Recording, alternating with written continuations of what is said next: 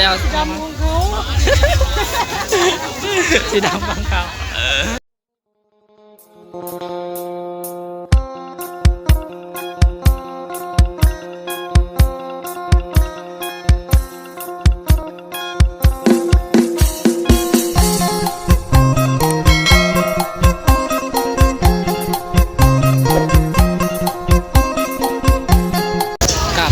สบายดีเนาะอยู่กับต้องเบาติงคนนั้นชาแนลเนาะวันนี้ว่าทุกคนมารองานประกาศงาน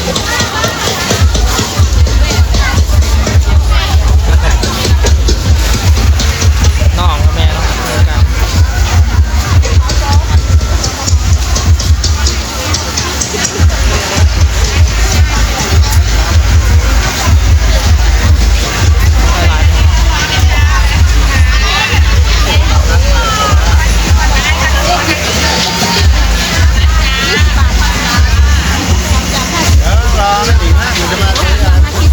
บริเห็นนักคนไทยนะเห็นแต่พึ่งพึ่งไทยคนไทยบริเห็นว่ะคนอาร์ตบริเห็นเนาะนะพูดนะกินพูดในโซนนักกินหมดอาร์ตคลิปดิไอเวทีออกกองเขาลงเวียนเลยเนาะไปน้องครับสุดหล่อ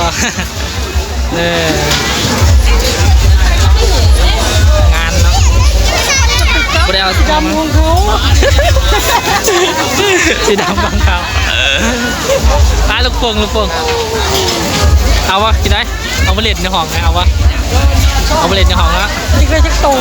นะ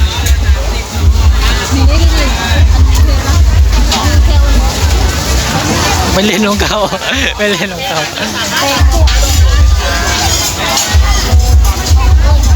ส่วนนี้บ่ค่อยหลายเนาะคนบ่ค่อยหลายแต่ว่ากว้างใส่ตรงกันเท่า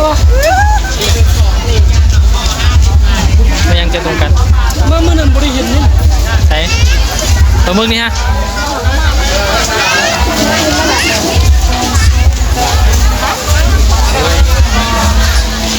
โล่งทักรีไปเลยจุดนี้ลงไปซื้อใส่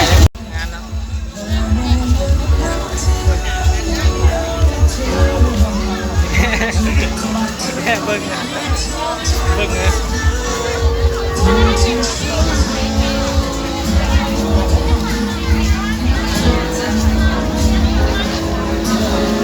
ยังไงใช่ไหมจะมาได้รองงานเป็นยังไง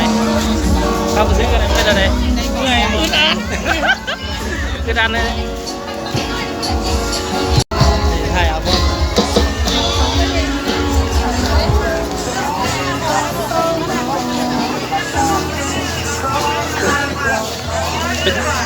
คิดจะได้ยังโยมนี่มาวันนี้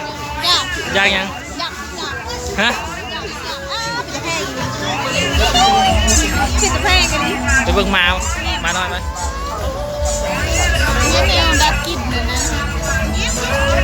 ใส่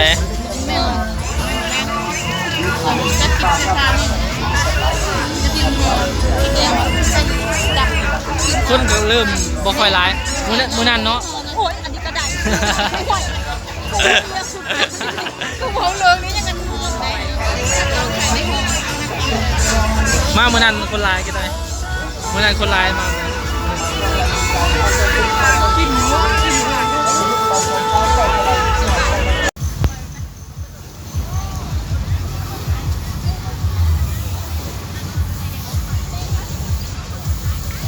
บรรยากาศขึ้นขนาดนี้นะพี่น้อง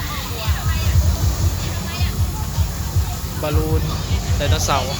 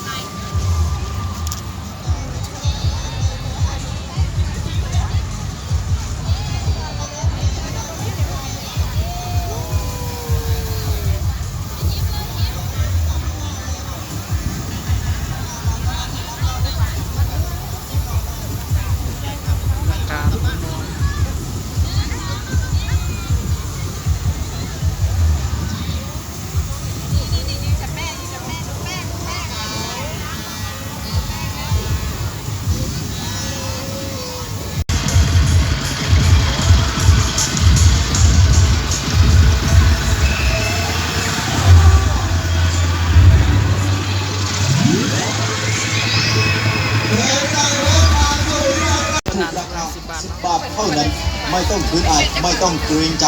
อยากได้สินค้าดีๆมีมาตรฐานราคาชาวบ้านเชิญทางนี้ครับปากกาลูกนิ่มอย่างดี3 ด้าม 10 บาทอยากได้เครื่องครัวมีให้เลือกทุกอย่างถ้วยจานมิสตันเลสทัพพีตะหลิวเหล็กปิ้งเหล็กย่างทุกอย่าง10 บาท10 บาทเท่านั้นครับเอาเลยบัตรมาเลยเอาเลยบัตรจะมาก่อนหรือคุณที่ฮะเก็บอัดแน่น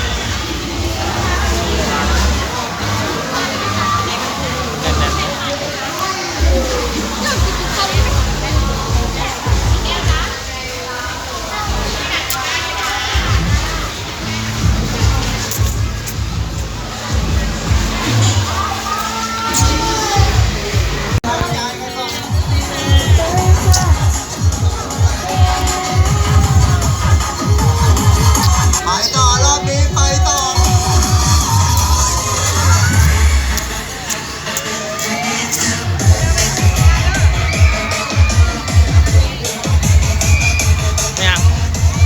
ม่เอามากลับเลยเด้อพี่น้อง